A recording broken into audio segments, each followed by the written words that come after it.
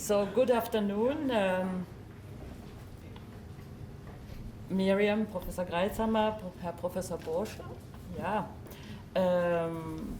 distinguished guests, ladies and gentlemen.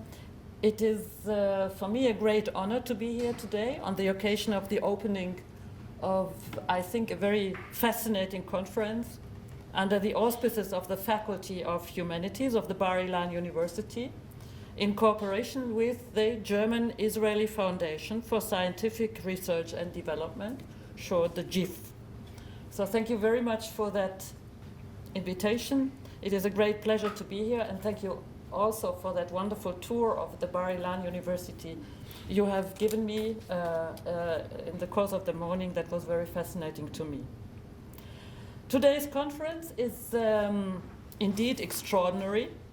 It differs at least a lot from the subject matters of German-Israeli conferences and projects of cooperation I have acquired some routine in attending since my arrival as German ambassador in Israel. Normally, we speak there about innovations for conquering the future, startups, cybersecurity, Industry 4.0, and the creation of synergies between the great old industrial country Germany is and the bright, vivid, courageous, young, innovative nation Israel is. When I understand it correctly, nothing of that kind has brought us here together today. Today's conference is rather taking place in the framework of a research project on a legend of the 13th century, with two ladies among the main protagonists, Katharina, who gave birth to twins, I'm one half of a twin myself, and Margareta, who gave birth to 365 children. I thank the Bar-Ilan University for hosting this thought-provoking and eye-opening conference.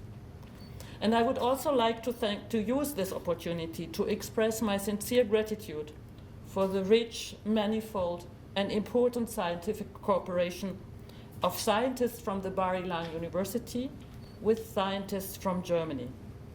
As you know, maybe, scientific cooperation between German scientists and scientists of Palestine predated the foundation of the State of Israel. Scientific cooperation between scientists in Germany and Israel helped to build the first bridges after the Shoah, and ever since is a strong, very strong building block of German-Israeli relations. It has not only become a factor of stability, this scientific cooperation, but rather is also a motor for German-Israeli relations in general. And therefore, thank you very much to you, Miriam, and to you, Professor Peter Borschel, not only for your passion for and dedication to your mutual research project, but also for your contribution to strengthening the German-Israeli relations. In these days, and we are Monday after those elections, I have been extremely occupied with European elections, with Brexit and other challenges to the EU. And of course, I'm a very close observer of political developments here in Israel, one of the most important international partners of Germany. The legend of Margareta and Katharina, like the invention of purity Professor Borschel will be speaking about later on, have profoundly struck me because their messages seem to be surprisingly modern and shockingly relevant. Aren't we observing an increasing polarization of the democratic debate, which are based more on feelings than on facts, sound scientific and historical knowledge? Isn't it so much easier to form positions on the basis of mere emotions within a bubble of like-minded friends over social media than through painful analysis of facts, objective reality, discussions with people who arrived at different findings? Haven't we arrived in a kind of post-truth era where we are taking decisions on the basis of alternative truths, fake news, even fake science, and where under the notion of purity we speak about cleansing, ethnic cleansing, cultural cleansing, We see disdain of migrants and refugees, disdain and fear of diversiveness. We all know that this would be a dangerous road to take. We all know that this development calls for the joint responsibility of us all. And we all know, and I underline it in this hall, that science, particularly the humanities, have a decisive role to play there.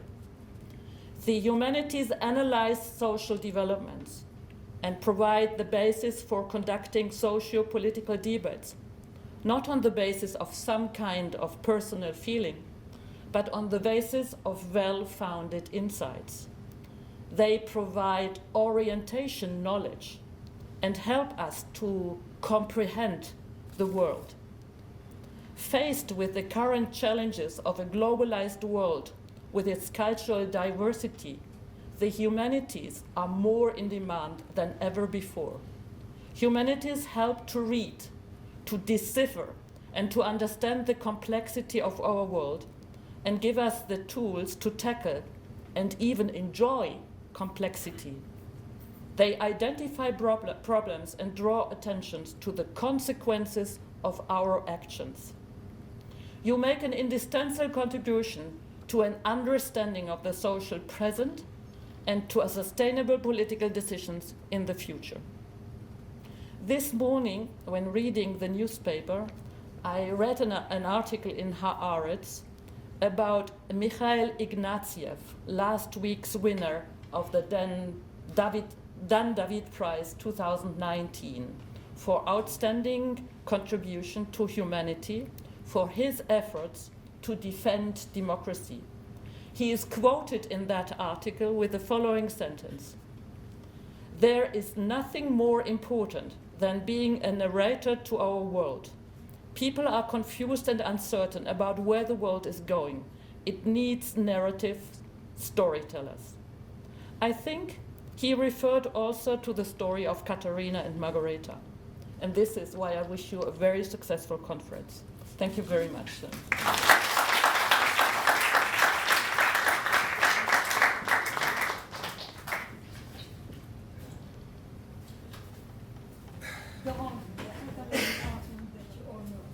Okay, I'll do it short. Your Excellency, Dr. Susanne Wasume-Rainer, Ambassador of Germany to Israel, dear colleagues and students. I'm most happy to congratulate my colleague, Professor Miriam Greishammer, for winning the GIF research grant together with her German academic partner, Professor Dr.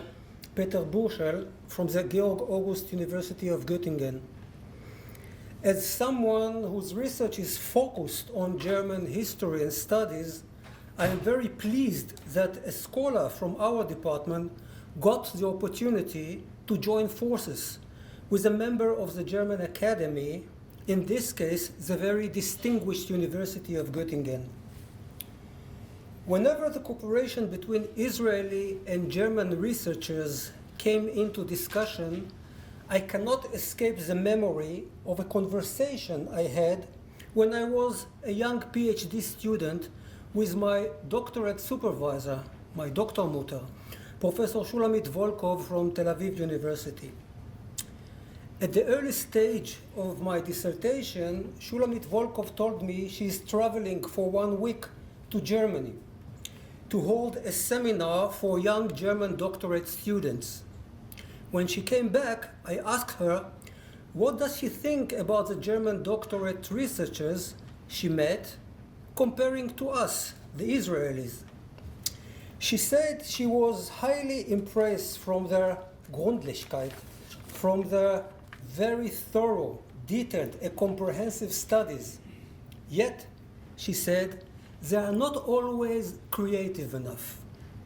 And the Israelis, I asked, they, she answered, have really original and innovative ideas, but the problem is that sometimes they're a bit sloppy, somewhat inaccurate. Although only a generalizing anecdote, it seems that the conclusion is clear and welcomed. The synthesis between originality and thoroughness is always a guarantee for a successful research. And I hope that such a scientific cooperation will just continue to develop from now onward, no matter who brings the creativity and who provide the meticulousness. And again, congratulations for your research and many thanks for coming to our university.